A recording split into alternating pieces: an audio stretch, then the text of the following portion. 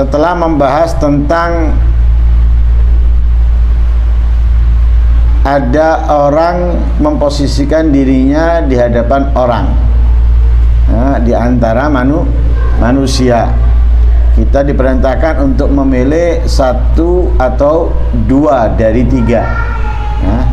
Seperti sebelumnya, kedudukan seorang hamba di hadapan Allah atau dalam agamanya, dua atau satu atau dua, tidak yang ketiga.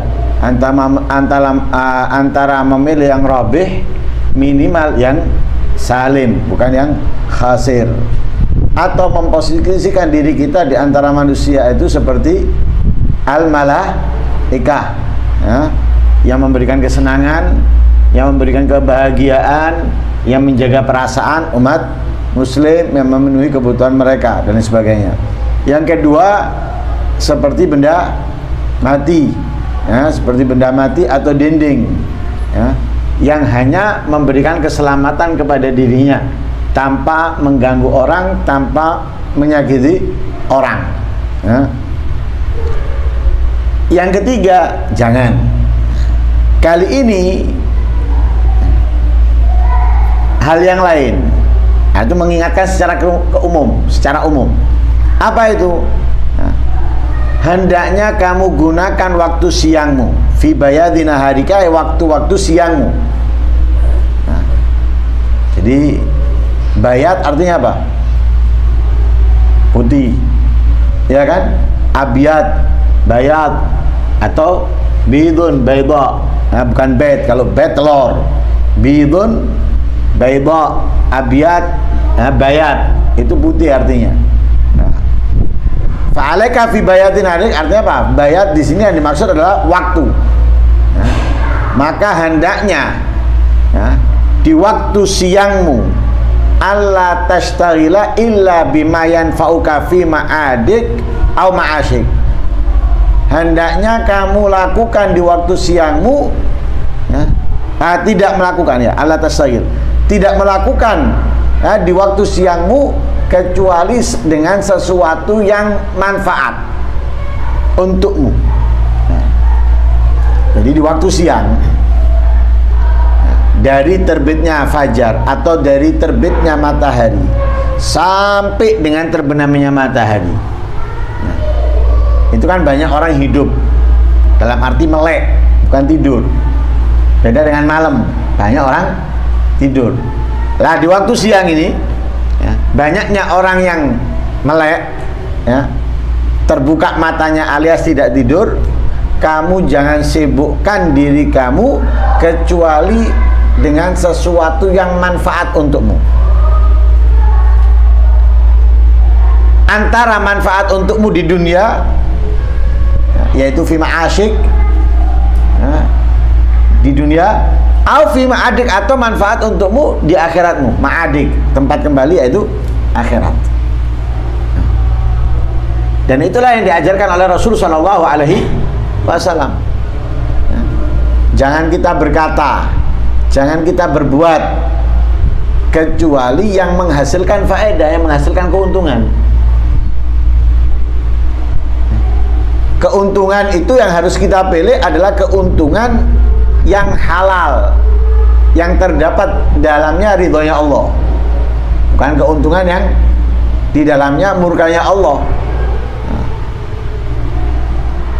Jualan yang diharamkan, untungnya gede. Anak kan melakukan yang menguntungkan untuk anak di dalam dunia, untung besar, tapi di dalamnya ridho murkanya Allah. Itu nggak menguntungkan. Menguntungkan itu yang manfaat untukmu di dunia ataupun di akhirat. Artinya apa? Dari murkanya Allah, dari yang diharamkan oleh Allah Subhanahu wa ta'ala. Karena itu kita diperintahkan oleh Rasulullah untuk menjadi yang paling bermanfaat kepada orang lain. Khairun nas anfa'uhum linnas. Atau dalam hadis yang lain, ahabbul khalqi ilallah anfa'uhum li'iyalih. Al khalqu kulluhum iyalullah wa ahabbul khalqi ilallah anfa'uhum li'iyalih. Semua makhluk itu butuh kepada Allah. Ada yang nggak butuh sama Allah? dari yang paling miskin sampai yang paling kaya, dari yang sama sekali tidak dikenal sampai yang terkenal, paling hebat, paling top, semuanya butuh kepada Allah. Tapi dari semua manusia itu, yang paling dicintai oleh Allah bukan yang paling kaya, bukan yang paling terkenal, bukan yang paling berhasil bisnisnya, tapi yang paling dicintai oleh Allah dari makhluknya adalah yang paling sering, yang paling banyak memberikan kemanfaatan kepada orang lain. Nah, karena itu di sini Imam Ghazali mengatakan apa? Jangan kamu sibukkan di waktu siangmu kecuali untuk sesuatu yang bermanfaat untukmu di akhirat atau di dunia. Ya. Fi ma'adik ay marja'ik, tempat kembalimu yaitu akhirat, au fi ma'asyik, ya, tempat kamu meraih ya, kebahagiaan yaitu dunia. Alladzi la tastaghni 'anil isti'anati bihi 'ala ma'adik. Ya. Jadi sesuatu yang manfaat untukmu ya, di dunia yang kamu membutuhkan ya, dari pertolongan dengannya, itu dengan ma'ash 'ala ma'adik untuk akhiratmu. Jadi kita bisa menambah keunggulan, kemuliaan, keistimewaan di akhirat dengan perbuatan yang kita lakukan di atas dunia. Nah, di dalam doa yang dibagi kemarin, nah, fotokopian, di antara doanya apa? A'inna ala di dinina bid dunya wa dunyana alal amal. Nah, jadi Allah, aku memohon kepadamu, ya, bantulah kami dengan duniaku untuk apa? Untuk akhirat, dan bantulah akhirat kami dengan amal. Nah, paham ya? Nah, jadi kita butuh meraih tambahan kemuliaan, keistimewaan dengan melakukan sesuatu yang bermanfaat di dunia kita. Nah, dalam kehidupan dunia kita. Misalnya kalau kita berdagang, ya berdaganglah dengan jujur, amanat. Nah, kalau kita misalnya bos, atasan, lemah lembutlah kepada pegawai, kepada bawahan. Nah, ingatkan mereka ketika mereka melakukan kesalahan, khususnya dalam agamanya, dalam akhiratnya, dan semisalnya.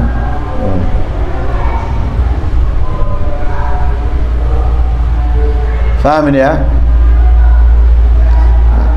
Lah, tapi kita dianjurkan kalau kita sudah mencukupi kebutuhan kita dari kerja, dari dagang, maka hendaknya kita kembali beribadah kepada Allah. Nah, jadi kalau kita sudah mendapatkan kebutuhan kita, mencukupi kebutuhan kita di hari itu, maka kembalilah beribadah kepada Allah.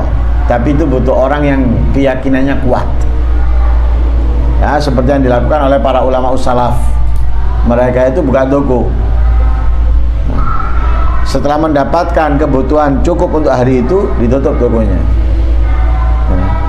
Jadi tokonya itu buka untuk mendapatkan kebutuhan, setelah dapat ditutup. Kalau kita kan enggak, buka mulai pagi sampai siang, siang nanti buka lagi sore sampai malam. Sudah dapat walaupun lebih daripada kebutuhan, tetap buka, nggak tutup. Kalau mereka dulu enggak buka, tutup, bukanya untuk mendapatkan kebutuhan, setelah mendapatkan kebutuhan tutup. Nah, tutup.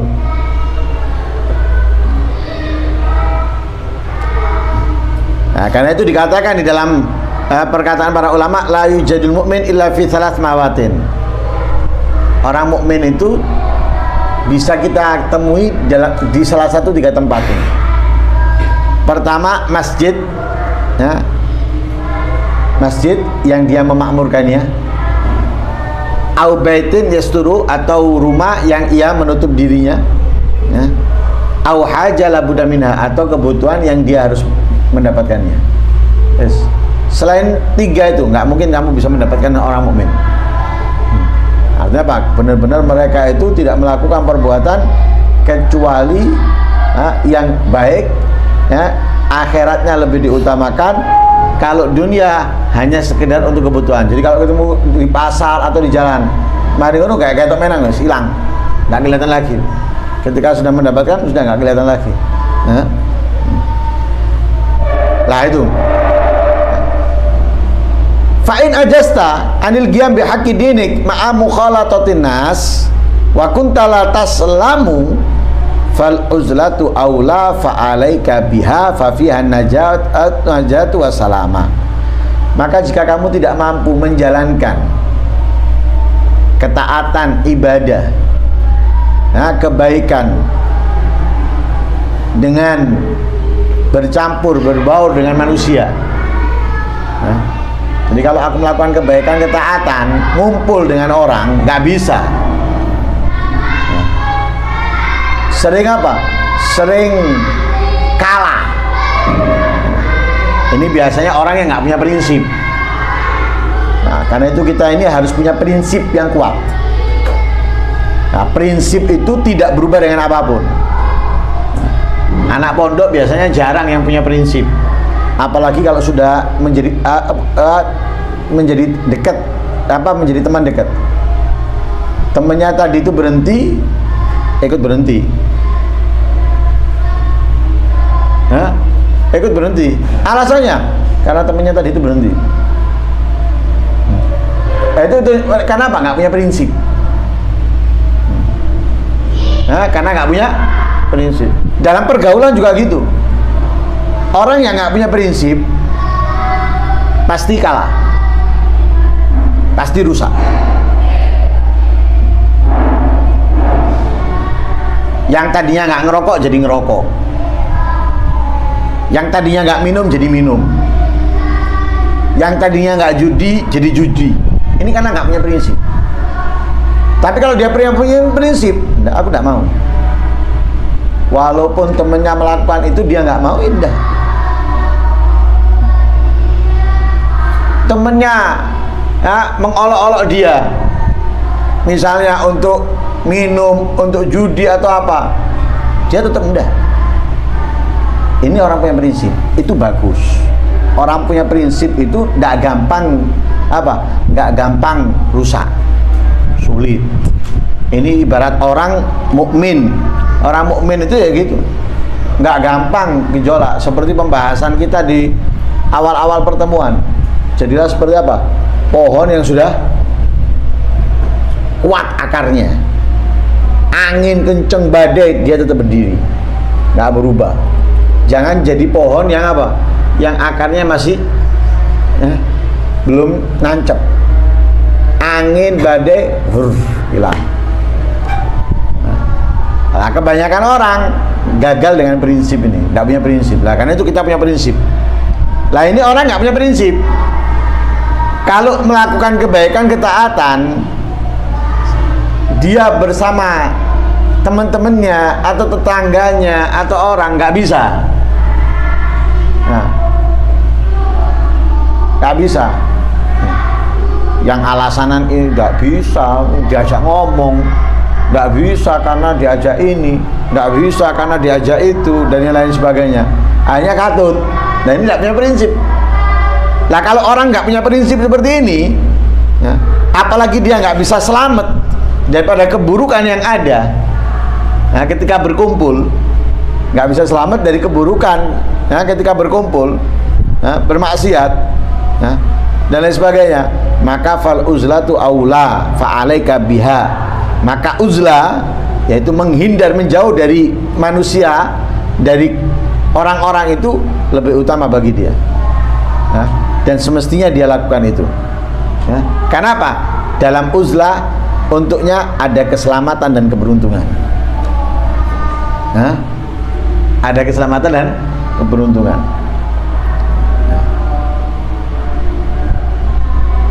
Anak punya teman itu mau ngumpul model kayak apapun, mau ngumpul model kayak apapun, kalau waktunya dia wirid, waktunya dia baca Quran, nggak peduli. Ini ngumpul, ngumpul loh sih, aku tak moco. Padahal dia seneng ngumpul. Dia seneng ngumpul. Oh, kalau seneng, tapi di waktunya dia baca wirid. Di waktunya dia baca Quran. Ngumpul dengan perokok dan lain sebagainya, enggak ngerokok. Orang mengira mungkin dia ngerokok. Padahal apa? Karena tidak ada satupun yang dikumpulnya dia kecuali ngerokok. Tapi dia enggak ngerokok. Nah, ini punya prinsip. Punya prinsip seperti itu bagus. Nah, kenapa? Nggak pengaruh dia kumpul dengan siapapun, nggak pengaruh. Tapi kalau orang nggak punya prinsip, nah ini makanya lebih baik bagi dia apa? Uzlah. Nah, lebih tepat untuknya uzlah. Kenapa? Dengan uzlah dia bisa selamat. Dengan uzlah dia bisa untung daripada apa? Daripada ngumpul. Ya. Nah, jadi kalau kita nggak bisa menyibukkan diri dengan sesuatu yang bermanfaat untuk dunia atau akhirat kita, atau kita tidak bisa melakukan perbuatan kebaikan dengan ngumpul orang, maka lebih baik kamu uzlah. Karena dalam uzlah untukmu keselamatan, keberuntungan.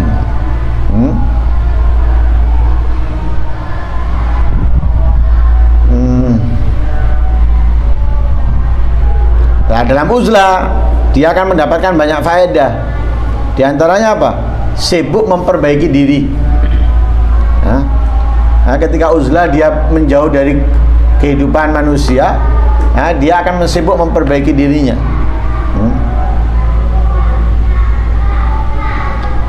Fa in kanatil wasawis fil uzlah tujadibuka ila ma la yurdillah ta'ala atau ma la yardallahu ta'ala walan takdir ala qam'iha biwadha'ifil ibadat. Maka jika dalam uzlahnya kamu was-was datang, gangguan datang gangguan di dalam uzlahnya kamu, tujadi buka yang mengajak kamu, yang menarik kamu untuk melakukan yang tidak diridhoi oleh Allah. Walam takdir ala qamiyah, dan kamu tidak mampu melawannya, mencegahnya, biwadhaifil ibadat, dengan macam-macamnya ibadah. Jadi kamu sudah uzlah ini, sudah menjauh dari kehidupan manusia, tapi gangguan untuk merusak kamu datang dalam pikiran, dalam melintasan hati muncul yang ini, yang itu, dan lain sebagainya. Kamu sibukkan dengan sholat, masih ada. Kamu sibukkan dengan membaca Al-Quran, masih ada. Kamu sibukkan dengan zikir, doa, masih ada. Kamu nggak bisa melawannya, nggak bisa mencegahnya. Datang gangguan itu nggak bisa kamu lawan, nggak bisa kamu hilangkan. Ya apa? Fa'alaika bin naum. Tidur. Tidur. Itu solusi terakhir. Jadi kalau nggak bisa melakukan kebaikan dengan kumpul, menjauhlah dari perkumpulan itu agar kamu bisa melakukan kebaikan. Kalau nggak bisa melakukan kebaikan walaupun kamu sudah menjauh dari kehidupan manusia, nggak bisa, datang terus gangguan, yang keinginan ini, keinginan itu, yang dan lain sebagainya. Kamu nggak bisa melawannya, nggak bisa menghilangkannya. Tidur. Tidur. Nah, itu seperti yang dinyatakan oleh Nabi, naumun shaim, ibadah tidurnya orang puasa ibadah. Kapan? Ketika ia jika tidak tidur akan melakukan hal-hal yang membatalkan pahalanya puasa. Dia membaca Al-Quran kepikiran, dia membaca Al-Quran ingin ini, ingin itu. Nah, ini tidurnya lebih baik dan bernilai ibadah. Sama dengan kita sudah di rumah, sudah tidak keluar, nggak ngelihat kehidupan luar, di rumah, tapi gangguan muncul, nggak bisa kita lawan, nggak bisa kita lewati, tidur. Tidur. Saat itu ahsan wa ahwalika wa ahwalina. Saat itu tidur adalah keadaan yang terbaik untukku dan untuk kamu.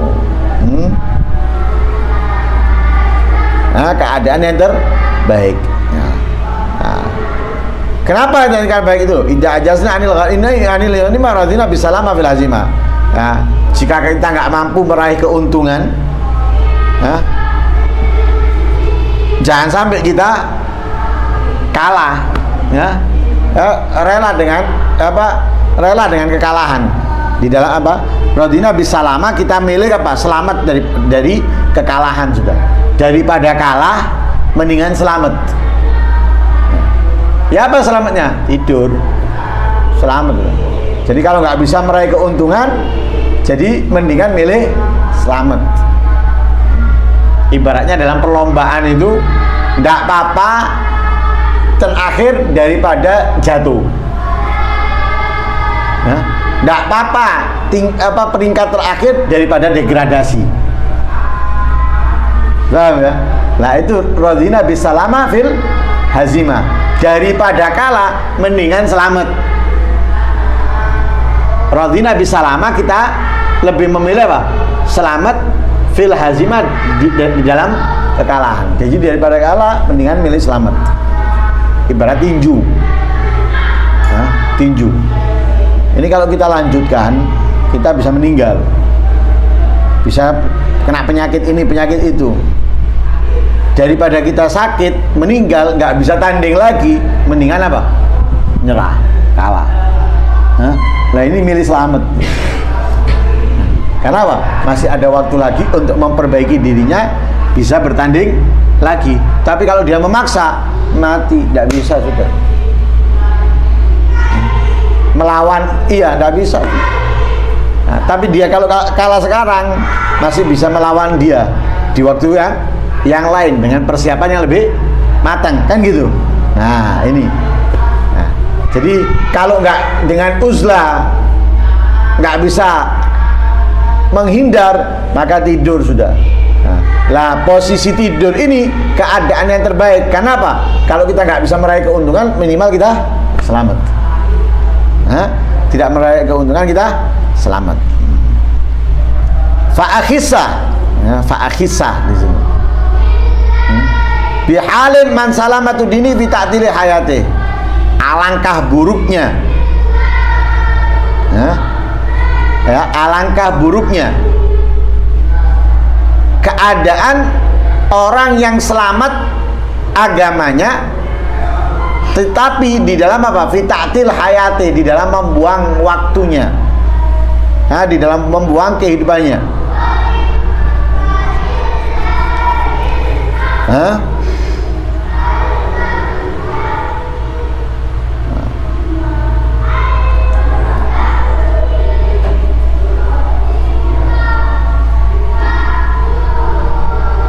Jadi keadaan yang terburuk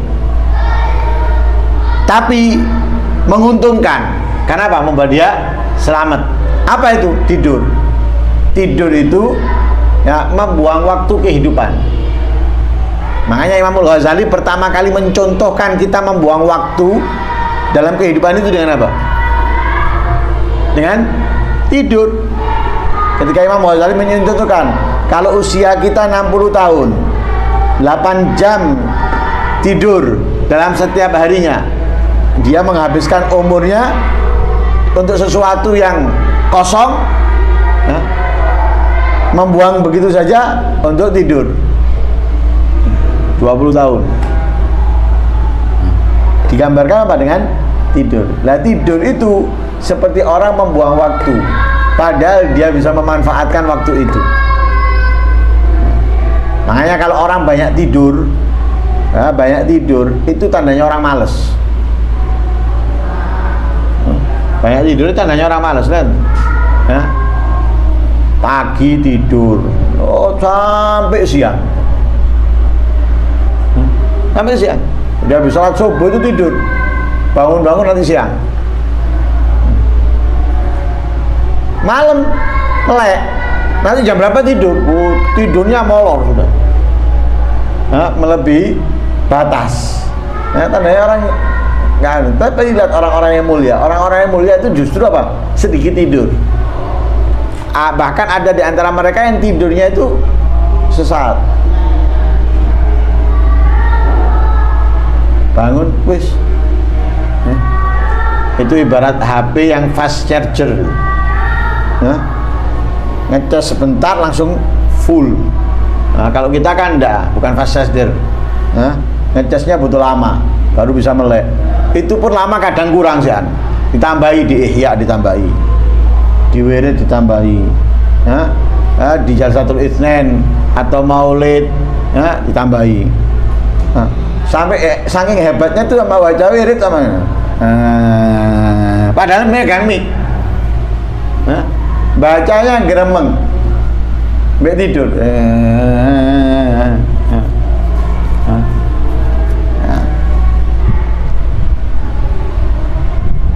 Jadi dia bisa meraih keuntungan, keselamatan dalam agamanya dengan perbuatan yang paling apa? Yang paling yang paling hina, yaitu tidur. Jadi irda bil amril khasis al hagir mutalabisan bihal man dzukir. Idzin naum akhul maut. Karena tidur itu adalah saudaranya mati. Wahwa kematian itu ta'tilul haya wal tihaq bil jamadat. Tidur itu adalah apa? Ta'tilul haya, meliburkan semua aktivitas kehidupan juga. Inti nggak makan, nggak minum, nggak ngomong, ta'tilul haya. Wal tihaq bil jamadat, dan memasukkan kamu di kelompoknya al jamadat, seperti tembok. Seperti tembok, nggak bergerak, nggak bersuara, dan yang lain sebagainya.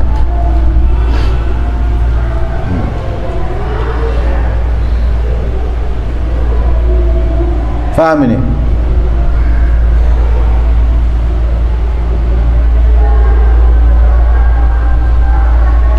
Atau bisa diartikan wa akhissa ini dengan apa? Alangkah ruginya gitu. Alangkah ruginya orang yang selamat agamanya tapi di dalam apa? Di dalam mematikan aktivitas kehidupannya. Yaitu dengan tidur.